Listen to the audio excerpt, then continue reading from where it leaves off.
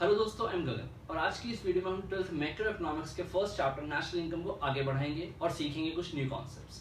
अगर आप इस वीडियो को इफेक्टिवली यूज करना चाहते हैं तो अभी जाइए और इस वीडियो के फर्स्ट पार्ट को देखिए। लिंक मैंने ऊपर आई बटन में और नीचे डिस्क्रिप्शन में प्रोवाइड कर दिया है। तो चलिए आज की वीडियो स्टार्ट करते हैं और सीखते हैं। तो स्टार्ट करते हैं एक छोटे से कॉन्सेप्ट से जो रिलेट करता है इस चैप्टर के पार्ट 1 से। चैप्टर के पार्ट 1 में हमने एक कॉन्सेप्ट पढ़ा था फाइनल गुड्स और इंटरमीडिएट गुड्स के बारे में। आप लोगों को याद होगा फाइनल गुड्स में हमने पढ़ा था वो वाले गुड्स जो फाइनल कंजम्पशन के लिए यूज होते हैं और इंटरमीडिएट गुड्स जो कि फर्दर प्रोडक्शन के लिए यूज होते हैं। तो ये फाइनल गुड्स से रिलेट करता है टॉपिक है। फाइनल गुड्स को फर्दर दो पार्ट्स में बांटा गया है। One is capital good and the other one is consumption good. Capital good एक तरीके के फाइनल गुड्स है जो फर्दर प्रोडक्शन के लिए यूज किए जा रहे हैं और कंजम्पशन गुड भी फाइनल गुड है जो हाउस होल्ड्स के थ्रू कंज्यूम हो रहे हैं वन टाइम में डायरेक्टली। ये हमारी वांट्स को डायरेक्टली सेटिस्फाई करते हैं और ये हमारी वांट्स को इनडायरेक्टली सेटिस्फाई करते हैं। जैसे अगर हम एग्जांपल लें तो कंजम्पशन गुड्स का एग्जांपल होता है मिल्क परचेज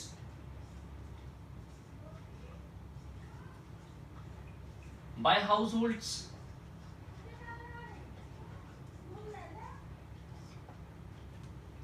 कैपिटल गुड का एग्जांपल हो सकता है मशीनरीज परचेज बाय फर्म्स। एक चीज ध्यान रखने वाली है कि ये दोनों ही गुड्स यानी कैपिटल गुड और कंजम्पशन गुड फाइनल गुड के ही पार्ट हैं।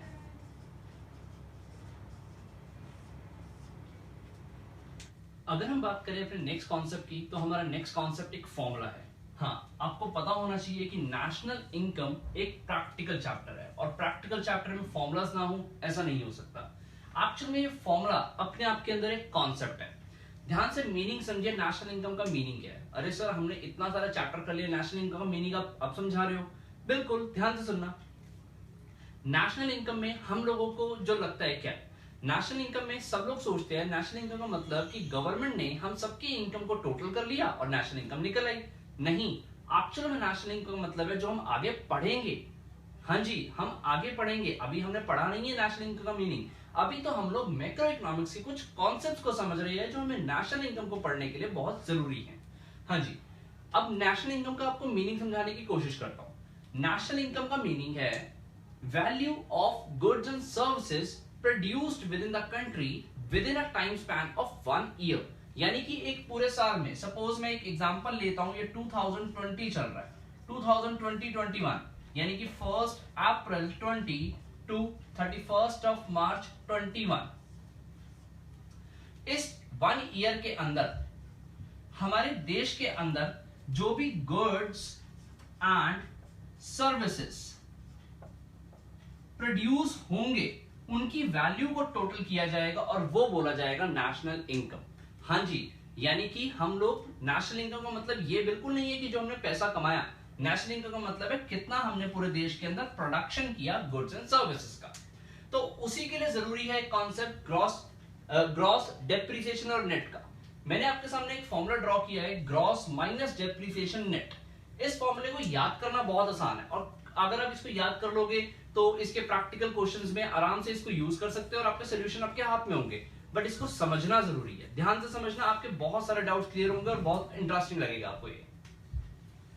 देखो, जब भी हम लोग कुछ गुड्स या सर्विसेज प्रोड्यूस करते हैं तो उसके लिए हमारे इनपुट्स लगे होते हैं, इन्वेस्टमेंट लगी होती है और वो इन्वेस्टमेंट हमेशा सेम नहीं रहती। मैं एग्जांपल देता हूं कि अगर मैंने आज अपने बिजनेस में एक मशीनरी इंस्टॉल करी तो क्या हमेशा उस मशीनरी की वैल्यू सेम रहेगी? नहीं, उस मशीनरी की वैल्यू कम होगी। यानी मैं जो भी पैसा कमा रहा हूं या जो भी कमाने की सोच रहा हूं उसके ऊपर मेरे खर्चे होंगे। जैसे सपोज मैंने 1 लाख रुपए की मशीनरी खरीदी है, अब मैं जो भी कमा रहा हूं ये खर्चा भी तो मुझे उसी पैसे में से निकालना है, यानी कि मेरी इनकम को ये वाला खर्चा कम करेगा। यही कॉन्सेप्ट है यहां पे। ये है ग्रॉस इन्वेस्टमेंट, यानी ऐसी इन्वेस्टमेंट जो टोटल है, ये टोटल इन्वेस्टमेंट है। या फिर बोलूं वो वाली इन्वेस्टमेंट जिसमें से डेप्रिसिएशन माइनस नहीं हुआ। डेप्रिसिएशन क्या है इसको समझना बहुत जरूरी है। अगर ये समझ आ गया तो ये भी समझ आ जाएगा और ये भी समझ आ जाएगा। ध्यान से सुनिए, ग्रॉस टोटल इन्वेस्टमेंट में से डेप्रिसिएशन माइनस करेंगे तो हमारे पास निकल आएगा नेट इन्वेस्टमेंट। तभी मैंने लिखा था gross minus depreciation is equal to net. ध्यान से सुनिए, ग्रॉस एक टोटल इन्वेस्टमेंट की वैल्यू, डेप्रिसिएशन अरे जो मेरी इन्वेस्टमेंट है उसका मैं कुछ यूज कर रहा हूं, यूज करने से उस इन्वेस्टमेंट की वैल्यू कम हो रही है, डेप्रिशिएट हो रही है, तो मेरे को एक नेट वैल्यू चाहिए। मैंने जो भी इन्वेस्टमेंट करी ये टोटल है, क्या ये मेरी टोटल कमाई है? बिल्कुल नहीं, ये मेरी टोटल इन्वेस्टमेंट है। अरे इसमें से कुछ यूज करने के बाद कम भी तो हुआ होगा। आपने इस डेट पे 1 लाख रुपए की मशीनरी लगाई, क्या इस डेट पे यानी पूरे 1 साल के बाद वो मशीनरी की वैल्यू सेम रहेगी? डेफिनेटली उसकी वैल्यू कुछ ना कुछ कम हुई होगी।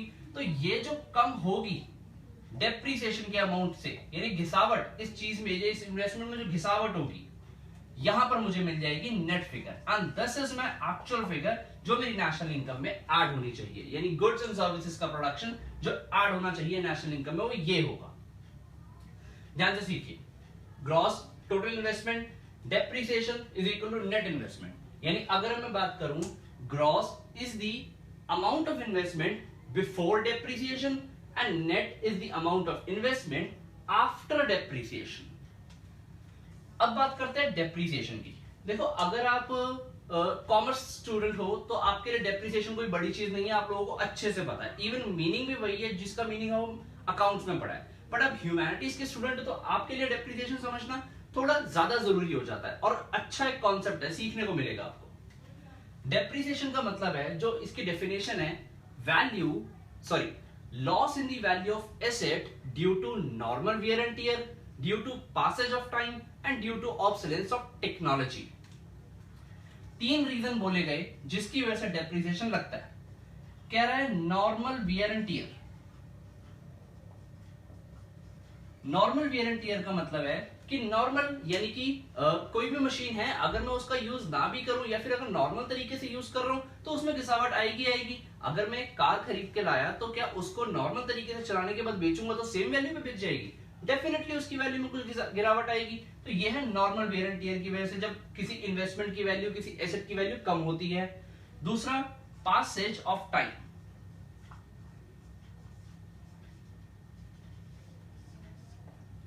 यानी पासेज ऑफ टाइम की वजह से भी डेप्रिसिएशन लगता है और एसेट की वैल्यू में गिरावट आती है, मशीनरी की वैल्यू, इन्वेस्टमेंट की वैल्यू कम होती है। मैं एक कार खरीद के लाया, बिल्कुल ब्रांड न्यू कार, मैंने 1 किलोमीटर नहीं चलाई, मैंने क्रेन से लोड करवाई और अपने जाके गैरेज में खड़ी कर दी, मैंने उसको चलाया नहीं आज तक। क्या अगर मैं उसको 6 महीने बाद छोड़ो 1 महीने बाद भी निकालूंगा तो क्या सेम वैल्यू पे बिक जाएगी? डेफिनेटली मुझे उसकी वैल्यू कम मिलेगी। तो ये है पासेज ऑफ टाइम की वजह से जब वैल्यू कम हो जाती है। यहां पर ऑब्सोलेंस ऑफ टेक्नोलॉजी। आप एक मशीनरी आज 1 लाख रुपए की खरीद रहे हो, आज से 1 साल के बाद यही मशीनरी आपको सस्ती मिल जाएगी, यानी वैल्यू कम हो गई है। कम होने का रीजन क्योंकि मार्केट के अंदर इससे अपग्रेडेड टेक्नोलॉजी की मशीनें आ चुकी हैं। ठीक है, तो ये 3 रीजंस, ये एग्जाम से पूछे जाने वाला रीजन है कि what are the reasons of depreciation. Exams के अंदर क्वेश्चन पूछा जा सकता है ग्रॉस डेप्रिसिएशन, यानी ग्रॉस से नेट पे जाने का फॉर्मूला क्या होगा, क्या करोगे आप? इसी तरीके से नेट से वापस अगर ग्रॉस पे आना तो आप क्या करोगे? डेप्रिसिएशन को ऐड बैक कर दोगे। आपने अपने चैप्टर का नेशनल इनकम का फर्स्ट फॉर्मूला रीड कर लिया है, ग्रॉस में से डेप्रिसिएशन माइनस करेंगे तो आप नेट पे पहुंचेंगे, नेट के अंदर डेप्रिसिएशन ऐड बैक करेंगे तो आप ग्रॉस फिगर पे पहुंचेंगे। डेप्रिसिएशन के कुछ और नाम रखे गए, ध्यान से सुनिएगा। डेप्रिसिएशन को इन सब नामों से भी बुलाया जाता है। और सबसे बड़ी बात कि एग्जाम के अंदर अगर क्वेश्चन आएगा तो डेप्रिसिएशन ट्रेडिशनल वे में बहुत कम लिखा होता है, इन सब नामों में से किसी एक नाम से लिखा होगा। तो आपको ये सब पता होना चाहिए। क्या क्या नाम है? Current replacement cost, replacement cost of fixed capital, capital consumption allowance and consumption of fixed capital. ये सभी डेप्रिसिएशन के नाम है और एक्सेट्रा, यानी डेप्रिसिएशन के और भी नाम हो सकते हैं।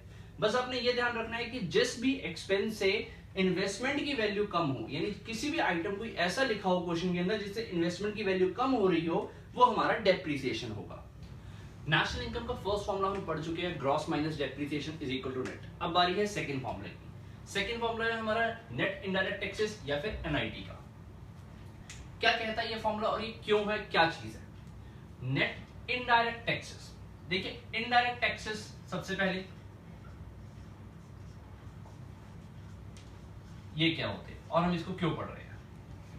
इनडायरेक्ट टैक्सेस का मतलब है taxes collected by government on production of goods and services, यानी वो सभी टैक्सेस जो गवर्नमेंट गुड्स एंड सर्विसेज की प्रोडक्शन पे रिसीव करती है हमसे। ओके, इसका एग्जांपल है GST, goods and services tax. आज से 2-3 साल पहले की बात करें जब जीएसटी नहीं था, तब इन टैक्सेस के, इनडायरेक्ट टैक्सेस के बहुत सारे एग्जांपल्स हुआ करते थे, एक्साइज, कस्टम, बहुत सारे एग्जांपल थे। कस्टम वैसे अभी भी है, बट अब सारे टैक्सेस को मर्ज करके हमारा टैक्स बन चुका है GST.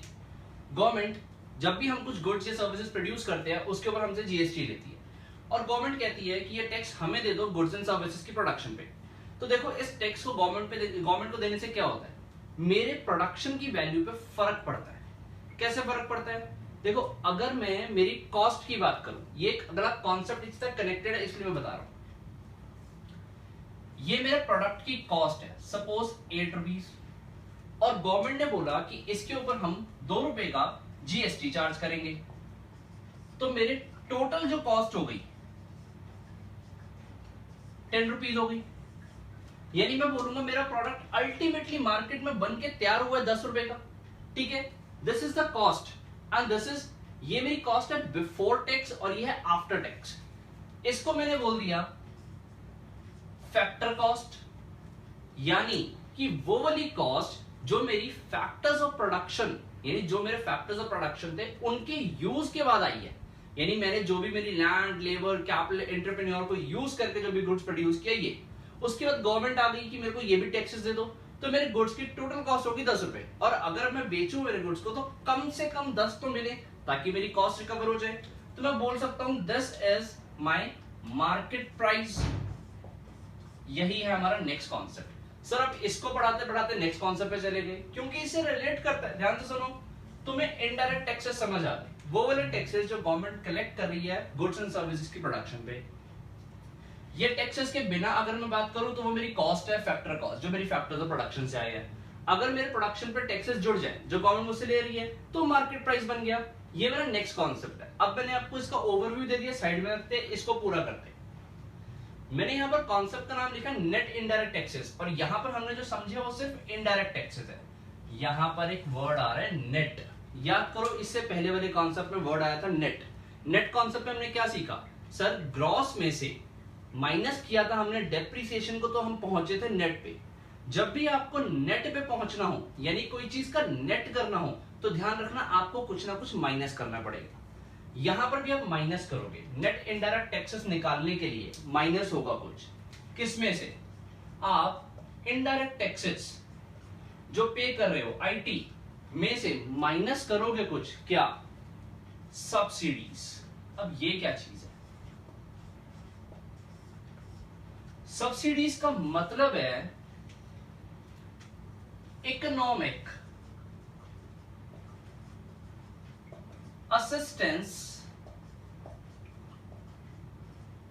Given by government. Government जब हमें कुछ इकोनॉमिक असिस्टेंस दे देती है तो हम उसको बोलते हैं सब्सिडीज। ये क्या चीज है? देखो, गवर्नमेंट कहती है कि आप गुड्स एंड सर्विसेज का प्रोडक्शन करो, बहुत अच्छी बात है, प्रोडक्शन कर रहे हो, हम आपसे टैक्स भी ले रहे हैं, पर अगर आप अच्छा काम करोगे ना तो हम आपको कुछ छूट दे देंगे। ये वही यहां बात कर रहा है, यानी कुछ असिस्टेंस दे देंगे, इकोनॉमिक असिस्टेंस। और एग्जांपल से समझते हैं। हमारे इस एग्जांपल के अंदर गवर्नमेंट हमसे 2 रुपए का जीएसटी चार्ज कर रही थी। गवर्नमेंट कहती है अच्छा, बहुत अच्छा काम कर रहे हो, तो ये लो 2 मत, मुझे ना 2 रुपीज नहीं 1 रुपीज जीएसटी दे दो, तो मेरे को जो कॉस्ट पड़ेगी 9 पड़ेगी। यानी गवर्नमेंट की असिस्टेंस की वजह से मेरे इनडायरेक्ट टैक्स कम हो गए, तो मेरे एनआईटी निकल आए। यानी नेट इनडायरेक्ट टैक्स का फॉर्मूला बन गया इनडायरेक्ट टैक्सेस माइनस सब्सिडीज, जो गवर्नमेंट मुझसे चार्ज करना चाहती है और उसके अलावा जो मुझे उसमें असिस्टेंस मिल रहा है, माइनस कर दिया दोनों को, तो मेरा एक फॉर्मूला बन गया नेट इनडायरेक्ट टैक्सेस का। ध्यान से समझो, net indirect taxes is equal to indirect taxes minus subsidies. Indirect taxes जो गवर्नमेंट चार्ज करती है, सब्सिडीज जो गवर्नमेंट इकोनॉमिक असिस्टेंस देती है। ध्यान रखना, ये इकोनॉमिक असिस्टेंस दी जाती है फॉर वेलफेयर ऑफ पब्लिक, यानी कि कॉमन गुड के लिए, सबके भले के लिए गवर्नमेंट इकोनॉमिक असिस्टेंस देती है। एग्जांपल कुछ सब्सिडीज के अगर आपके माइंड में आ रहे हो, मैं बताता हूं आपको सब्सिडीज के एग्जांपल। इंडिया के अंदर एलपीजी सिलेंडर जो आपके घरों में आते हैं वो सब्सिडाइज्ड रेट पे आते हैं। अदरवाइज अगर हम उसकी कॉस्ट की बात करें तो कॉस्ट तो बहुत ज्यादा है, गवर्नमेंट हमें सब्सिडी देती है उसके ऊपर, तभी हमारे घरों पे वो सस्ते पहुंचते हैं। ये कॉन्सेप्ट था net indirect taxes, indirect taxes minus subsidies. Second formula हमारे चैप्टर का। थर्ड फॉर्मूला ये रहा, factor cost plus NIT is equal to market price. यानी अगर मैं आपसे बात करूं कि आप फैक्टर कॉस्ट बताओ अपने प्रोडक्ट की कितनी है, यानी आप बोलोगे टैक्सेस आने से पहले, यानी टैक्सेस कैलकुलेट होने से पहले जो आपकी गुड की टोटल कॉस्ट है वो आपकी फैक्टर कॉस्ट है, और अगर आप उसमें टैक्सेस ऐड कर दोगे तो वो आपका मार्केट प्राइस आ जाएगा। इसी एग्जांपल की बात करता हूं, 8 रुपए का प्रोडक्ट बनाया, 1 रुपए का गवर्नमेंट ने टैक्स ले लिया, 9 रुपए का market price. Factor cost total cost of production, NIT add किया, नेट इनडायरेक्ट टैक्स को कैसे निकाला था, जो हमारा इनडायरेक्ट टैक्स था उसमें से सब्सिडीज माइनस करके हमारे पास आ गया market price. Factor cost plus NIT is equal to market price. अगर मैं आपसे बोलूं कि आप मार्केट प्राइस पे हो और आपको फैक्टर कॉस्ट पे जाना है, तो आप क्या करोगे, फैक्टर कॉस्ट में से एनआईटी को माइनस कर दोगे। फॉर्मूलास को आप अपने हिसाब से मॉडिफाई कर सकते हो, यानी उसको राइट हैंड साइड या लेफ्ट हैंड साइड पे अपने हिसाब से लेके जा सकते हो। आपको कॉन्सेप्ट्स को समझना जरूरी है कि कॉन्सेप्ट क्या है, कह रहे हैं। हमने 3 फॉर्मूले पढ़ लिए, एक gross minus depreciation is equal to net investment, gross investment minus depreciation is equal to net investment, net indirect tax का concept, indirect tax minus subsidies, और factor cost plus NIT is equal to market price का concept. हमारे पास 3 formulas हो गए हैं जो आगे जाके हमारे प्रैक्टिकल क्वेश्चंस में हमें बहुत मदद करेंगे। अगर आपने इनका मीनिंग समझा होगा अच्छे से तो आपको ये बहुत आसान लगने वाला चैप्टर। हाँ जी, तो ये है हमारा last concept NFIA, that means net factor income from abroad. ये क्या मतलब हुआ, फैक्टर इनकम फ्रॉम अब्रॉड, ऐसा पैसा जो फैक्टर्स ऑफ प्रोडक्शन के थ्रू आया है और बाहर से कमाया है। फैक्टर इनकम का मतलब जो फैक्टर्स ऑफ प्रोडक्शन के थ्रू आया है और बाहर से आया, यानी क्या, कौन सा पैसा बाहर से, rent, interest, profit, dividend etcetera. यानी ये पैसा अगर आपको आउट ऑफ इंडिया रिसीव हुआ है तो उसको बोला जाता है net factor income from abroad. अब यहां पर आपको फिर से एक वर्ड देखने को मिल रहा है विच इज नेट, यानी यहां पर भी कुछ माइनस करना पड़ेगा। Net factor income from abroad यानी ये कह रहा है कि आप इस इनकम को नेट करके निकालो। बाहर से जो इनकम आ रही है नेट कैसे होगी, अरे जब बाहर से कुछ इनकम आ रही है तो इस तरीके से हमारे देश से भी तो कुछ इनकम बाहर जा रही होगी, यानी income received from rest of the world minus income paid to rest of the world. जैसे हमारे लोग यहाँ पे इंडियन रेजिडेंट्स यानी इंडिया के नॉर्मल रेजिडेंट्स कुछ पैसा ला रहे हैं बाहर से, तो यहाँ से कुछ लोग पैसा बाहर लेके भी तो जा रहे हैं। यानी अगर मैं NFIA के फॉर्मूले की बात करूं तो ये है नेट फैक्टर इनकम रिसीव्ड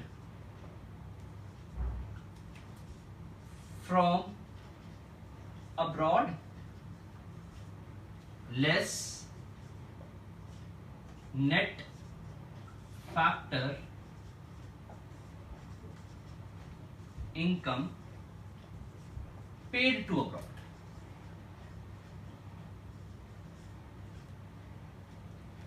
ये बन जाता है हमारा नेशनल इनकम का, या फिर sorry net factor income from abroad, NFIA का फॉर्मूला। NFIA का सिग्निफिकेंस क्या है, हम इसको क्यों पढ़ रहे हैं? NFIA का सिग्निफिकेंस इसलिए है क्योंकि हम नेशनल इनकम पढ़ रहे हैं। नेशनल इनकम का मतलब इनकम ऑफ द नेशन, और इनकम ऑफ द नेशन सिर्फ और सिर्फ विद इन द कंट्री तो नहीं हो सकती ना, बाहर से भी तो कुछ पैसा आया होगा। यानी हम जो डोमेस्टिकली विद इन इंडिया कमा रहे हैं उसके अंदर जब बाहर की इनकम, जो बाहर से पैसा आ रहा है वो जोड़ेंगे तभी तो हम नेशनल इनकम निकाल पाएंगे। तो फिर यानी कि हम एक बात बताएं कि जो हमारी नेशनल इनकम है उसका फॉर्मूला बन जाता है, अगर हम जो अपनी डोमेस्टिक इनकम की बात करें यानी जो हमने विद इन द कंट्री कमाई, उसके अंदर जब हम NFIA ऐड करेंगे तभी हमें मिल पाएगा हमारा नेशनल इनकम। तो ये सिग्निफिकेंस है एनएफआईए का कि हम नेशनल इनकम पे पहुंचने के लिए डोमेस्टिक इनकम में एनएफआईए ऐड करते हैं, तभी हम नेशनल इनकम पे पहुंच पाते हैं। अब हम बात करें एनएफआईए के कंपोनेंट्स क्या है, यानी net factor of income from abroad के कुछ कंपोनेंट्स है। ध्यान से सुनना, 3 कंपोनेंट्स है। एग्जाम के अंदर ये इंपॉर्टेंट थ्योरी क्वेश्चन भी है और 1 मार्कर क्वेश्चन भी है। हाँ जी, तो कंपोनेंट्स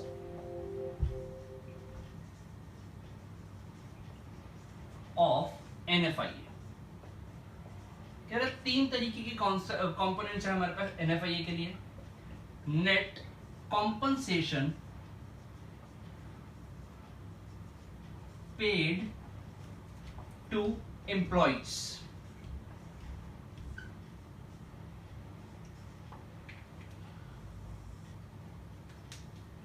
हमारे देश के कुछ एम्प्लॉइज यानी कुछ लोग बाहर जाते हैं, 1 साल से कम के लिए, कम टाइम के लिए बाहर किसी भी कंट्री में काम करते हैं, पैसा लेते हैं, इंडिया में आ जाते हैं। सिमिलरली बाहर से कुछ लोग इंडिया में आते हैं, 1 साल से कम टाइम के लिए काम करते हैं और बाहर चले जाते हैं। तो यानी हमने कुछ पैसा बाहर वालों को दिया और हमारे लोग कुछ पैसा बाहर से लेके आए। तो हमें निकालना है नेट कॉम्पनसेशन। कॉम्पनसेशन का मतलब है जो एम्प्लॉइज को सैलरीज, वेजेस मिली, इनका नेट करना है। जो हमने बाहर वालों को दिया माइनस जो बाहर वालों से लिया, या फिर अगर मैं इसका फॉर्मूला बनाऊं, received minus paid. Net compensation of employees receive from abroad minus net compensation paid to abroad. जब मैं इसको माइनस कर दूंगा मेरे पास net compensation paid to employee आ जाएगा। ये है मेरा first component of NFIA. Second, net income from property and entrepreneurship. मेरी कुछ प्रॉपर्टी आउट ऑफ इंडिया है जहां से मुझे इनकम आती है, रेंटल इनकम आती है, और यहां पर इसी तरीके से इंडिया में किसी बाहर वाले पर्सन की प्रॉपर्टी है, उसको रेंटल इनकम यहां से जाती है, उसने अपनी प्रॉपर्टी रेंट पे दी हुई है।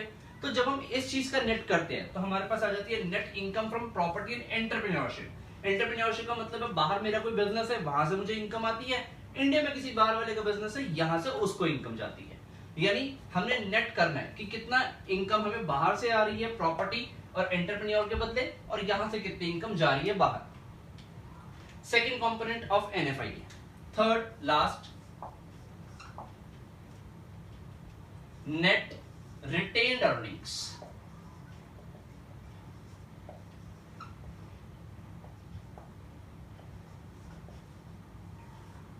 रिटेन्ड अर्निंग्स का मतलब होता है बचाया हुआ पैसा आफ्टर पेइंग टैक्सेस।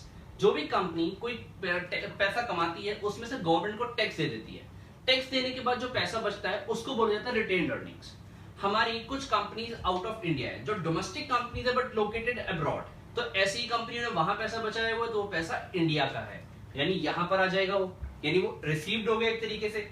इसी तरीके से इंडिया में कुछ बाहर की कंपनी है जो नॉन रेजिडेंट है, यानी इंडिया की कंपनी नहीं है, वो बाहर की कंपनी है, उन कंपनी ने पैसा कमा के बचाया हुआ है, वो इंडिया का तो नहीं है, वो बाहर का पैसा है, तो वो माइनस करना पड़ेगा। यानी retained earnings of residents companies located abroad less non resident located with in the country. तो 3 कंपोनेंट हमने पढ़ लिए एनएफआईए के। यहां पर आपका फॉर्मूला बन जाता है net factor income from abroad, ये मैं आपको बता चुका हूं, factor income received minus paid to abroad. अगर आपसे पूछा जाए कि 3 कंपोनेंट्स एनएफआईए के कौन से हैं, वो ये है। तो आज की इस वीडियो में हमने कुछ फॉर्मूलेस पढ़े, वो क्या थे? सबसे पहले हमने पढ़ा gross minus depreciation is equal to net. Second हमने पढ़ा एनआईटी, जो कैसे हमने निकाला था इनडायरेक्ट टैक्सेस में से सब्सिडीज को माइनस करके। थर्ड हमने पढ़ा factor cost plus NIT is equal to market price, यानी फैक्टर कॉस्ट के अंदर हम indirect taxes, net indirect taxes को ऐड करते थे तो मार्केट प्राइस पे पहुंच जाते थे। और लास्ट हमने पढ़ा एनएफआईए का, net factor income from abroad. ये कैसे निकलती थी? जो इनकम हमने रिसीव्ड करी माइनस जो हमने पे किया आउटसाइड द वर्ल्ड। तो ये हमने 4 फॉर्मूलास आज पढ़े। इसी के साथ आपके जो मैक्रो इकोनॉमिक्स के बेसिक कॉन्सेप्ट्स है वो खत्म हो जाते हैं। इसके नेक्स्ट जो वीडियो होगी हम उसमें डिस्कस करेंगे इन फॉर्मूलास की एप्लीकेशन, यानी इनके न्यूमेरिकल क्वेश्चंस, और पढ़ेंगे एग्रीगेट्स ऑफ नेशनल इनकम। अभी तक हम लोगों ने नेशनल इनकम पढ़ा है, उसके एग्रीगेट्स क्या है वो नहीं सीखा, वो हम सीखेंगे इसकी नेक्स्ट वीडियो में। अगर आपको ये वीडियो अच्छी लगी तो इसे लाइक करें, अपने दोस्तों के साथ शेयर करें। अगर कोई डाउट रह जाता है तो मुझसे कमेंट्स में पूछें या फिर मुझे इंस्टाग्राम पे फॉलो करें और वहां मैसेज करें।